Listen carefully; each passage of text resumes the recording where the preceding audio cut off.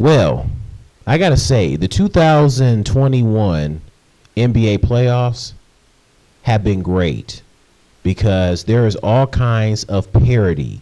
No super teams in sight. There are a lot of NBA fans who are rooting for underdogs that are not super teams. LeBron James loses in the first round for the first time in his career. Finally, I never thought it would happen, but it finally did. I guess the basketball god was like, LeBron, it's time. It's time for you to give other teams a chance. You had your time. It's time for you to lose in the first round. I know you thought it wasn't eventually going to happen, but hey, it's time. So I'm glad that happened. I'm tired of seeing LeBron in the finals every freaking season. It's impressive, but it is get tiresome to see him in the finals every single season. All right, enough is enough. Give the league a break, LeBron. And honestly, I hope LeBron never wins another championship for the rest of his career. I'm sorry. People are burnt out of seeing him in the finals, unless you're a LeBron James fan. And I'm mainly talking about the fanboys. And I'm actually glad that Brooklyn Nets team didn't make it to the Eastern Conference Finals. I'm glad that the Milwaukee Bucks were capable of upsetting that Brooklyn Nets team. I'm glad they didn't go to the finals. In fact, I hope they never win a championship either. And it's mainly because of James Harden. James Harden, he had a hamstring injury. I give him props for playing, even though he wasn't 100%. And in Game 7, he did have 22 points, but, it still wasn't enough. But like I said, James Harden has always choked in the playoffs. This goes back to the 2012 NBA Finals when he didn't score not 1 point against the Miami Heat. And he's been a choker in the playoffs ever since. So I wouldn't say he necessarily choked in Game 7 per se, but it wasn't enough with him just having 22 points. But obviously if Kyrie Irving was healthy and he didn't get injured in Game 4, the Nets obviously would have beaten that Milwaukee Bucks team and they would have gotten to the finals and they probably would have won it all. But injuries happen. It's part of the game. Kyrie Irving is injury prone. I would say this is karma for the Brooklyn Nets because when Kevin Durant went to the Brooklyn Nets with Kyrie Irving, I'm sure people thought that, okay, so it's just Kevin Durant and Kyrie. They don't have a third star on the team. But then all of a sudden, here comes James Harden's butt joining the Brooklyn Nets. Because James Harden thought he would get that easy ring. See, they think they slick. So now this is what? Golden State Warriors 2.0? What the heck? And this is also karma for James Harden. This is the same guy who desperately wanted his way out of Houston. He didn't want to be with the Rockets anymore. This is the same guy who threw basketballs in practice at his teammates. John Wall and DeMarcus Cousins, rightfully so, got on his ass for his behavior. The dude had the audacity to show up out of shape where people were making jokes about him looking like Rick Ross. Rightfully so. The dude showed up out of shape. They made jokes about him being hungry. Not him being on the court scoring, but hungry as in for food and stuff. And rightfully so. Then he had a nerve to go out to clubs and stuff without a mask. Here he is all smiling with his case.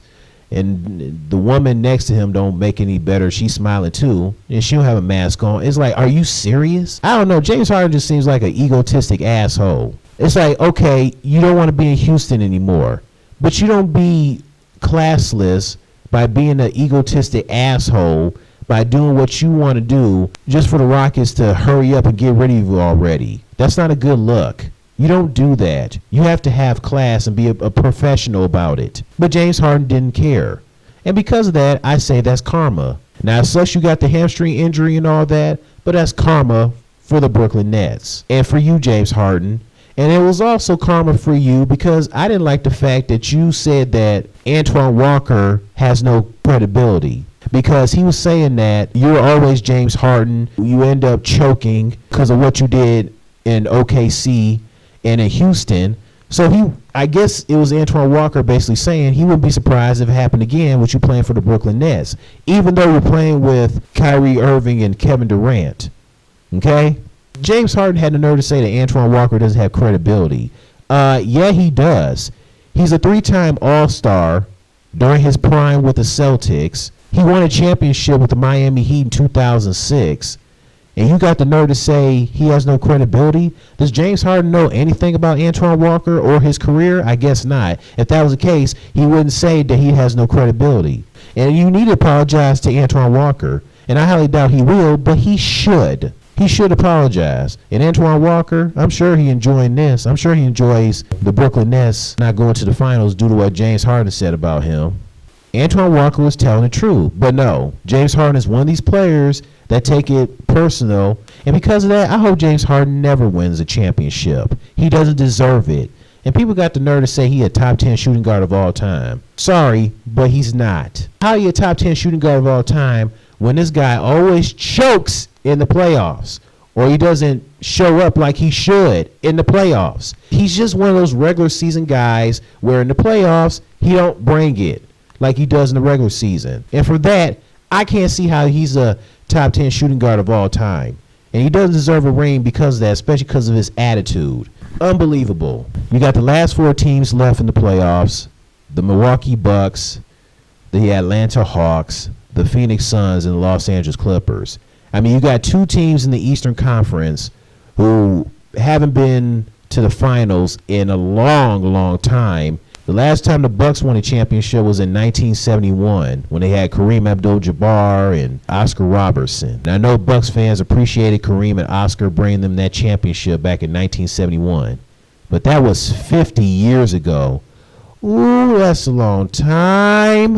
And the last time they were in the finals was in 1974 when they lost to the Celtics. And as for the Hawks, last time they won a championship was when the legendary Bob Pettit brought them a championship in 1958. And this was back when they was in St. Louis. Now that's really, really a long time. Last time was 1958. Good Lord. That was what, like 63 years ago? Good grief. And then in the West, you have the Clippers and the Phoenix Suns. Clippers made to the Western Conference Finals for the first time in history. But it's nice to see the Suns back in the Western Conference Finals. You know, Chris Paul, he deserves some luck too. I'm so impressed at what CP3 has done. And Phoenix Suns, they haven't been to the finals since 1993 when Charles Barkley unfortunately couldn't bring them a championship. Michael Jordan was in the way. Game 4 was a good one between the Clippers and the Suns. The Phoenix Suns are now 3-1, and the Clippers are definitely in trouble, especially without Kawhi Leonard. Obviously, a lot of people in the media, especially like Stephen A. Smith and Kendrick Perkins, former NBA player, they now believe that the Clippers are going to lose in 5 games. And a lot of people are thinking it's not going to go 6 or even 7. Honestly, I hope and pray that this series will go 7 games. I really do. Because this has been a great series. You're down 3-1. You don't have Kawhi Leonard. There is a problem. I mean, I thought the Clippers were going to win Game 4 to tie it up. I mean, that's what Tyronn Lue has been doing. Tyronn Lue has been down 0-2 4 times. Twice when he was with the Cavaliers, and then twice this playoffs where they came back and beat the Mavericks and they beat the Jazz in the second round. So most people were thinking, you know, they could probably do it again. So as they say, 3 times the charm. I'm actually disappointed that Tyronn Lue did not start Terrence Mann. If he would have started Terrence Mann, that would have been a whole difference. But the Clippers really need Kawhi Leonard. I don't know how bad his injury is, but I wish Kawhi was playing, man, because this team needs him. And Tyronn Lue, the only time he was down when it came to a 3-1 deficit was the 2015-2016 season. It was in the finals where they were down 3-1 against the Golden State Warriors. But they came back and won the series. The real question is, can he do it again in this Western Conference Finals? I'm not sure. Maybe, but when he did it, that was in the finals. Okay? That was totally different. They're in the Western Conference Finals. Who's to say if he can do it again? Like I said, I wish Kawhi was playing. I mean, I hope his injury isn't that bad. If it's not, he should be able to play, even if he is a little hobbled. And what's up with Kawhi sitting in the booth? You would think he would be sitting on the bench with his teammates. I thought players who are hurt, they sit on the bench with their teammates. I mean, that's what Michael Jordan did and Kobe whenever they got hurt. So why is Kawhi not doing the same thing? Because hurt and he on the bench cheering for his team. I mean, I know Serge Ibaka is not on the same level as a Kawhi Leonard, but still, when teammates get hurt, you expect them to be on the bench and cheer for them. Klay Thompson has been doing that for the past 2 seasons with the Warriors.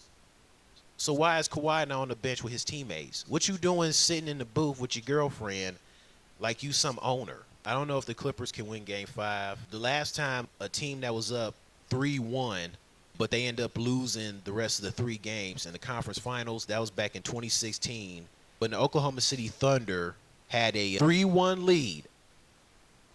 And then all of a sudden the Warriors came back.